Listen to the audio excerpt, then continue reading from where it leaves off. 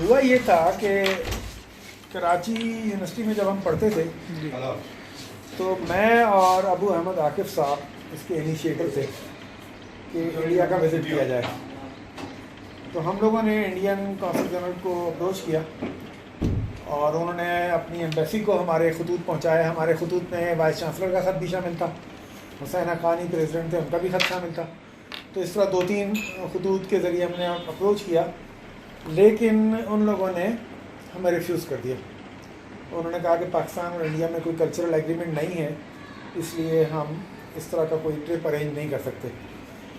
खैर हमने उनसे आर्ग्यू भी किया कि ये क्रिकेट की टीमें जाती हैं और कव्वाल जाते हैं, क्योंकि वो बहुत पहले 2 हुकूमतों के दरमियान कुछ तय हो जाए तो उस पर अमल हो जाता है, लेकिन आपको अमल हो नहीं सकता। आप 86 की बात करें? मैं बात कर रहा हूँ 79 की। ओके, दिसंबर 79 की। ओके। अच्छा खैर, लेकिन जो कौंसल जनरल थे वो हमारा शौक देख रहे थे, मिस्टर त्रिपाठी। तो उन्होंने कहा मैं आपकी ये हेल्प कर सकता हूँ कि आप अपने 3 जो रिवायती वीज़े होते हैं 3 शहरों के जहाँ आपके रिश्तेदार अजीज़ रहते हों वो ले लें। और मेरा वहाँ एक दोस्त है, मैं उससे रिक्वेस्ट करूँगा वो अगर कुछ आपके लिए कुछ यूनिवर्सिटी विज़िट्स अरेंज कर दे, कुछ शहरों के वीज़े अरेंज कर दे, तो आपका ये ट्रिप हो जाएगा। तो हम में से कुछ लोग तो भाग लिए कि अब इनका ट्रिप तो कामयाब नहीं होगा, लेकिन हमने हिम्मत नहीं हारी। हमने वो 3 वीज़े लिए और हम इंडिया चले गए। दिलीप मेहता से मिले, वो हमसे मिलकर बड़े खुश हुए और उन्होंने हमारे लिए हमारे सामने बैठे बैठे कोई 40-50 इंडियन यूनिवर्सिटीज़ को वो मैसेज किया। और वो उस ज़माने में उन्होंने टेलीग्राफिक मैसेज जो जाया करते थे वो भेजे कि पाकिस्तान से एक गुडविल विज़िट पे एक डेलीगेशन आया हुआ है और अगर आप उनको जो है वो। आप कितने लोग पहुँचे वहाँ? 6 लोग। अच्छा। और उन्होंने ये उनसे रिक्वेस्ट की कि अगर आप इन लोगों को एंटरटेन करें, उनको अपने पास ठहराएँ, घुमाएँ फिराएँ, इनके होस्ट होना पसंद करें तो उनको हम आपके पास उनको वीज़ा जारी कर देंगे। तो शाम से पहले 18-20 यूनिवर्सिटियों के पॉजिटिव जवाब आ गए थे। उसकी बेस पे इन्होंने हमें 12-13 शहरों के वीज़े इशू करवा दिए। आपका ऑब्जेक्टिव क्या था, क्या देखना चाहते थे इंडिया में? जस्ट हम इंडिया विज़िट करना चाहते थे और इंडिया में भी इंडिया की दरसगाहों को विज़िट करना चाहते थे, एजुकेशन सिस्टम देखना चाहते थे, स्टूडेंट्स का क्या लेवल है, उनमें हमें क्या फ़र्क है, क्या कॉमन है ना, उनके हमारे कल्चर में क्या फ़र्क है, अप्रोचेस में क्या फ़र्क, ये सारी चीज़ें हम देखना चाहते थे। तो 12 हमें वीज़ा मिल गया और हम सबसे पहले जा पहुँचे और हमने ये फैसला किया हम बाय ट्रेन ही जाएंगे, क्योंकि वो घूमने का मज़ा ट्रेन में ही आता है, जहाज़ में तो पता ही नहीं चलता, आप डायरेक्ट किसी जगह पहुँच जाते हैं। सबसे पहले हम अमृतसर गए, अमृतसर के एक होटल में ठहरे, फिर हमने उनकी इंतज़ामिया से रब्ता किया जो वहाँ की वो है गोल्डन टेम्पल। तो उन्होंने हमसे बड़ा अच्छी तरह पेश आए, हमें हमारा खैर मकदम किया, हमें पूरा वहाँ पे विज़िट करवाया, गुरुद्वारा उनका भी है गोल्डन टेम्पल। और गोल्डन टेम्पल विज़िट कराया? गोल्डन टेम्पल विज़िट कराया, न सिर्फ गोल्डन टेम्पल बल्कि आज आपको पता है जलियांवाला बाग का शायद वो जी कल 100 साल हो गए इसको। 100 साल हो गए जी। तो हमें जलियांवाला बाग भी हम गए, जनरल डायर ने जहाँ देखी, जहाँ से जनरल डायर ने गोली चलाई, जहाँ लोग शहीद हुए, भागे, जिस कुएं में कूदे, एक एक चीज़ हमने वहाँ आंखों से देखी। तो हमने वहाँ खड़े होकर तस्वर किया कैसा मंजर होगा, क्या हुआ होगा। और अमृतसर में हमें जो चीज़ जिसने पे जाते हैरान किया कि एक ही वक्त में हमने हर तरफ सिख देखे, तो ये हैरान। फिर हमने साइकिलें चलाती हुई सैकड़ों हज़ारों लड़कियाँ देखी, चूँकि हमारा कल्चर नहीं है वहाँ, एक नई बात थी, तो बड़ा अजीब सा लगा। वहाँ जाके पता चला कि ये लोग शराब तो पी लेते हैं लेकिन सिगरेट नहीं पीते। पूरे अमृतसर में कोई सिगरेट का, पूरे मशरक़ी पंजाब में ही बल्कि ना सिगरेट का कोई बोर्ड है, ना सिगरेट की कोई शॉप है, ना पान की कोई केबिन इस टाइप की है। और उसकी वजह यही है कि वो लोग इसको बुरा ख्याल करते हैं, सिगरेट को और सिगरेट को। खैर हमारा बहुत खूबसूरत ट्रिप रहा और वहाँ से फिर हम दिल्ली गए। गोल्डन टेम्पल के अंदर गए थे? जी, गोल्डन टेम्पल में हमने वक्त गुजारा। मैंने वहाँ उनका साथ वो मेहमान खाना है, वहाँ बैठ के हमने आटा गूंदा, रोटियाँ बनाई, रोटियाँ पकाई। बड़ा हमने इसको जिस लेवल पे जाके एंजॉय कर सकते थे इस तरह किया हमने, और बड़े खुश हुए हम। उनकी जो फैमिलीज आती थी, बाद फैमिलियों से मिले, बच्चों से मिले। गोल्डन टेम्पल में हमारा बहुत अच्छा वक्त गुजरा। और वो जो अंदर उनके रूहानी पेशवा बैठे हुए, वो उनकी किताब जो है ग्रंथ शरीफ, वो पढ़ते हुए, ग्रंथ साहब, वो हमने उनको पढ़ते हुए देखा, उनके साथ बैठे, उनसे पूछा आप क्या पढ़ रहे हो, क्योंकि वो गुरमुखी ज़ुबान में, पंजाबी में नहीं है। तो वो ज़ुबान फिर उन्होंने समझाई। ऐसे बहुत सारे ग्लिम्सेस हैं वहाँ के। फिर आप दिल्ली पहुँचे? फिर हम दिल्ली पहुँचे। दिल्ली जब हम पहुँचे तो हमारा पड़ाव सबसे पहला हुआ हज़रत निज़ामुद्दीन औलिया। अच्छा। उसमें ख्वाजा हसन सानी निज़ामी के बेटों का घर है, ख्वाजा हसन सानी निज़ामी, सबसे पहले हम उनके यहाँ जाके रहे। और उसके बाद फिर हमारा दूसरा एक लिंक बना हुआ था, वो था हकीम सईद शहीद के जो भाई थे, हकीम अब्दुल हमीद हमदर्द के, जो हमदर्द के, उनका गेस्ट हाउस था लाल कुआं में। अच्छा, वहाँ हमने कुछ दिन क़याम किया। वहाँ हमने यूनिवर्सिटियाँ विज़िट की, JNU जवाहरलाल नेहरू यूनिवर्सिटी जी, और दिल्ली यूनिवर्सिटी और उसका सेंट स्टीफन कॉलेज। और बहुत जवाहरलाल यूनिवर्सिटी का इतना नाम क्यों आता है हिंदुस्तान में? बड़ी यूनिवर्सिटी है क्या? हाँ, लेकिन मेरा ख्याल है वो दिल्ली यूनिवर्सिटी से छुटी है। अच्छा, और वैसे बड़ी यूनिवर्सिटी है, जामिया मिलिया गए, वो भी दिल्ली अच्छा, में है। अच्छा, और वहाँ में बहुत मज़ा आया। और जब हम सेंट स्टीफन कॉलेज जो दिल्ली यूनिवर्सिटी का पार्ट है वहाँ हम गए, तो हम ज़िया-उल-हक के कमरे में भी गए। ज़िया-उल-हक वहाँ पढ़ा, ज़िया-उल-हक ने वहाँ पढ़ा, हमारे जनरल सदर जो थे। अच्छा, सदर जो थे। अच्छा, और वो जिस कमरे में रहते थे हम उस कमरे में गए। और Interesting. वहाँ जो एक सब हिंदू लड़का रहता था, उससे हमने एक इंटरव्यू भी किया कि तुम्हें कैसा लग रहा है, यहाँ ज़िया-उल-हक रहते थे वगैरह वगैरह। एक बड़ी दिलचस्प बात ये हुई कि वहाँ एक हम बुजुर्ग से मिले जिनकी उम्र काफ़ी थी, मेरे ख्याल ऐसी कुछ 90-100 साल के करीब, बहुत बूढ़े थे। तो लोगों ने बताया कि ये यहाँ पत्नी कितनी नस्लों को उन्होंने चाय पिलाई है और कितने नामवर लोग हैं जिन्होंने पैसे इसके देने हैं, इसकी आज भी नोटबुक पे लिखे हुए हैं। अच्छा, तो हमने उनसे पूछा ज़िया-उल-हक के अगर कुछ पैसे हैं तो हम दे दें। तो वो उन्होंने कहा कि नहीं, अगर वो मैं देखूंगा होंगे भी तो मैं आपसे लूँगा नहीं, वरना तो वो फिर मज़ा ही ख़त्म हो जाएगा। अच्छा, तो उन्होंने हमें इनकार कर दिया। तो बहरहाल फिर वहाँ के प्रिंसिपल का नाम था SW राजपाल। हम और वहाँ के प्रेसिडेंट जो स्टूडेंट यूनियन के प्रेसिडेंट थे, उसका नाम था विक्रम कुमार, अच्छा, मुझे आज भी याद है। तो उनसे मिले, उन्होंने बड़ी हमारी तवाज़ो की। और जब हम चलने लगे तो वहाँ के प्रिंसिपल ने हमको ज़िया-उल-हक के नाम कुतुब के तहफ़ दिए। अच्छा, वो हमने लिए। इसी तरह हम वहाँ पे रेडियांस वीकली के दफ्तर गए, मुस्लिम के दफ्तर गए, वहाँ पे हम जमात इस्लामी वालों के दफ्तर गए, वहाँ की मारूफ शख्सियात से मिले। और मौलाना इमदाद अली साबरी जो मेरे रिश्तेदार भी होते थे, उनका इंतकाल हो गया, उनके घर गए। और उनके एक दामाद जो हैं वो मेरी वाइफ के मामू इफ्तिखार साहब। तो इस तरह उस फैमिली के लोगों से हम मिले, इंडिया के मुख्तलिफ इलाके। किन किन शहरों में गए? अच्छा, हम जिन शहरों में गए उसमें फिर हम दिल्ली से जब आगे निकले तो हम सीधा कलकत्ता चले गए। अच्छा, हाँ, हावड़ा ब्रिज से थे, वहाँ उतरे, वहाँ में यूनिवर्सिटी के रजिस्ट्रार और कुछ लोग लेने आए हुए थे। हम जहाँ जहाँ गए उसमें सब मुझे याद आए या ना आए, लेकिन हम अमृतसर, दिल्ली, जयपुर, अजमेर, कलकत्ता और लखनऊ, बॉम्बे। कलकत्ता की कोई ख़ास बात?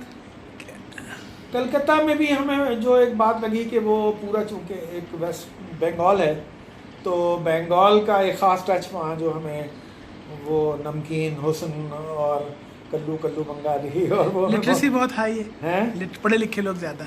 पढ़े लिखे लोग हाँ ज़्यादा हैं, लेकिन वहाँ गुर्बत भी कम नहीं है, बहुत ज़्यादा गुर्बत है। लोग फुटपाथों पे आबाद हैं। हावड़ा का रेलवे स्टेशन बहुत बड़ा है। जी, हावड़ा रेलवे स्टेशन है, वो हमने देखा वहीं, बल्कि हम वहीं उतरे मेरा ख्याल। अच्छा, और हावड़ा ब्रिज पे गए हमने। वहाँ पे ईडन गार्डन में पाकिस्तानी टीम गई थी आसिफ इकबाल की क़यादत में। ओके, वो उनका आखिरी मैच था आसिफ इकबाल का, वहीं रिटायर हुए थे वो। ठीक है।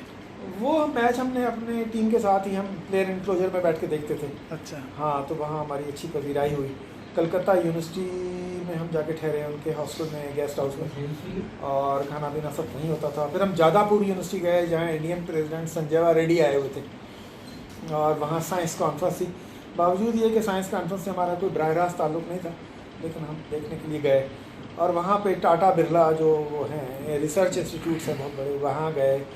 कलकत्ता का भिंडी बाज़ार और कौन कौन से बाज़ार हैं वो हमने देखे, फिल्में भी देखी। अच्छा, कोई याद हो फिल्म आपने कौन सी देखी? मुझे लगता है हमने वहाँ बॉबी देखी थी, एक ही फिल्म, अच्छा, मुझे याद है। अच्छा, और वैसे हमने वहाँ ख्वाहिश की थी मुग़ल आज़म फिल्म देखने की गवर्नमेंट से। खाने पीने की चीज़ें याद हैं, क्या खाते थे? खाने पे एक लतीफ़ा तो सुने मज़ा। जैसे ही हम कलकत्ता पहुँचे, हाँ, तो पहली सुबह का नाश्ता जो हमें भेजा गया वो केले और हाफ फ्राई अंडे थे, वो रख के और वो बंदा चला गया। अब हम परेशान कि यार ये क्या कॉम्बिनेशन हुआ, हाफ फ्राई, केले और अंडा। फिर हमने कहा भाई हो सकता है एक अलग दुनिया है वेस्ट बंगाल की, यहाँ ऐसे ही होता होगा। तो हमने केले छीले और उसको हमने सर्दी में लगा के मुख्तलिफ तरह से खा के देखा। खैर जब हमने नाश्ता कर लिया तो हमने देखा वो डबल रोटी लिए चला आ रहा है। हमें बड़ा गुस्सा आया कि डबल रोटी पहले होती तो हम डबल रोटी अंडे खा लेते, हम चॉकलेट। तो बहरहाल वहाँ पे मुझे एग्जैक्टली नहीं याद कि कोई ख़ास डिश हम वहाँ की क्या खाते थे, लेकिन हाँ चूँकि हम 5 स्टार होटल में भी खाना खाया, हमने यूनिवर्सिटी का खाना भी खाया और हमने सरेराब भी खाना खाया, हर जगह खाया। तो सलीम भाई, यूनिवर्सिटी से गए आप, कराची यूनिवर्सिटी से, वहाँ की यूनिवर्सिटी इतनी सारी देखी, स्टूडेंट से मिले। एक तो आपने बताया कि आपको बहुत सारी बच्चियाँ, लड़कियाँ साइकिल चलाती हुई नज़र आई, दूसरी क्या क्या ख़ास बातें नज़र आई? मुझे हमने जयपुर में ख़ास तौर पे महारानी गर्ल्स कॉलेज का विज़िट किया। अच्छा।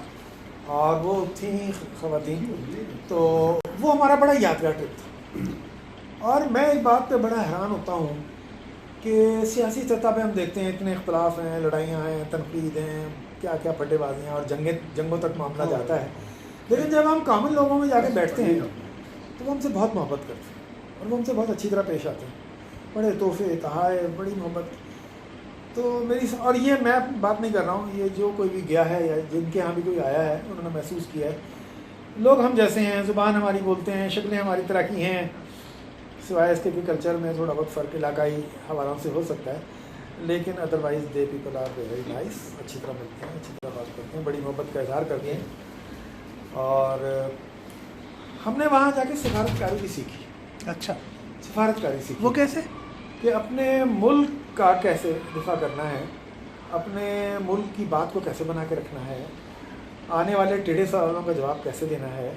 मैं कैलकाटा के ईडन गार्डन में खड़ा हुआ था, हम वो सीरीज़ हार गए थे, तो जब उस रेडियो के नुमाइंदे ने मुझसे पूछा कि पाकिस्तान ये सीरीज़ हार कर जा रहा है, आप क्या कहते हैं, तो मुझे उस वक्त पाकिस्तान के साथ बस हारना अच्छा नहीं लग रहा था। तो मैंने कहा वक्त तारीख़ अपने आप को दोहराती है, कल इंडिया पाकिस्तान से हार के आया था, आज पाकिस्तान बगैर जीते हुए जा रहा है। तो उसने माइक ऑफ करके कहा कि तुम खेल के ग्राउंड में खड़ा होकर सियासी स्टाइल से बात करता है ना। उसने बहुत नाराज़गी, नागवारी का इज़हार किया। तो ऐसी कई मौक़ों पर जब टेढ़े सवाल आते थे किसी निशस्त में, उसका हम जवाब देते थे। लेकिन जयपुर में क्या हुआ, जयपुर यूनिवर्सिटी के रजिस्ट्रार थे गालवा, उन्होंने हमें वेलकम किया और उन्होंने हमसे कहा कि खैर सगाली की बातें की, और फिर कहा कि मशरक़ी पाकिस्तान बांग्लादेश बन गया। इससे ये तो हुआ कि दो कौमी नज़रिए का ख्वाब जो है वो दो टुकड़ों में बट गया। अब हमारे दरमियान तय था कि जब हिंदी में बात होगी तो मैं उर्दू में बात करूँगा, और जब इंग्लिश में बात होगी तो आकिफ़ की इंग्लिश हमसे बेहतर थी तो आकिफ़ साहब बात करेंगे। तो खैर हमने उनको जब जवाब दिया तो हमने कहा कि जी अच्छी बात तो ये होती कि आप ये हमारे ज़ख्मों पे नमक ना छिड़कते, इन बातों का हम खैर सगाली का एक दौरा कर रहे हैं, ये बातें ना करते तो अच्छा था, लेकिन आपने की है तब सुन भी लें। हमने कहा हमने तो आज तक यही सुना है जोग्राफिया टूटता है, नज़रिया नहीं टूटता। इस एतबार से दो कौमी नज़रिया तो नहीं टूटा, अलबत्ता अखंड भारत 3 टुकड़ों में ज़रूर बढ़ गया। तो इस पर वो बहुत सटपटाए और खाने के बाद में हमसे बहुत माजरतें करने लगे, sorry gentleman, I didn't mean that, और ये और इस तरह की बातें। तो सिफारतकारी यही होती है, कैसे बोलना है, किस बात का क्या जवाब देना है, मुल्क के इमेज को कैसे ऊपर लेके जाना है। हम इंडिया के मुकाबले में कम प्रोडक्ट्स बनाते हैं। हमने जब पाकिस्तान बना, इंडिया में बहुत कुछ बनता था, हमारे यहाँ बहुत कम बनता था, लेकिन हम फिर भी पाकिस्तान का इमेज ऐसा रखते थे।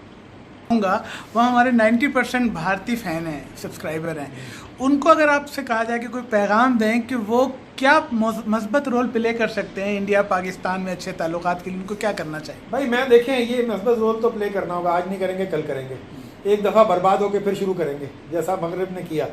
देखे ना कितने 2, 2.5, 3 करोड़ लोग मार दिए, बर्बाद हो गए पूरी तरह, फिर आखिरकार लाइन पे आ गए ना सर, सीधे ट्रैक पे आ गए। अब वो मोहब्बत से रहते हैं। अगर एक्सट्रीमिज़म फ़रोग पाएगा, खा उधर पाए खा हमारी तरफ पाए, तो फिर तो ये मोहब्बत वाला सफ़र तो नहीं हो सकता। तो मेरा ख्याल है कि चूँकि मैंने पहले भी कहा कि इंडियन लोग बहुत अच्छे, आप यकीन करें, हम एक बाज़ार है, भिंडी बाज़ार है कलकत्ता में, वहाँ गए तो लोगों ने उठाकर दुकानों की चीज़ें, यहाँ तक कि हारमोनियम और पता नहीं क्या क्या हम लोगों को तोहफे में फ्री, कि आपने कोई सिंधी है, सब ने कहा ये है मेरे लिए। अच्छा। तो कहती मेरे घर चले, मेरी अम्मी आपसे मिलना चाहती हैं। तो मेरी समझ में बात आ गई कि ये 47 से पहले वहाँ रहते होंगे और उनको पता चला होगा पाकिस्तान से कुछ लोग आए, तो अगर कोई सिंधी बोलने वाला या उस इलाके का रहने वाला है तो वो अपनी यादें हमसे शेयर करेंगी। इस तरह के वाक़यात भी बहुत सारे हुए। अच्छा। बहुत सारे लोग हमें मिले वहाँ पे। Great visit. Thank you.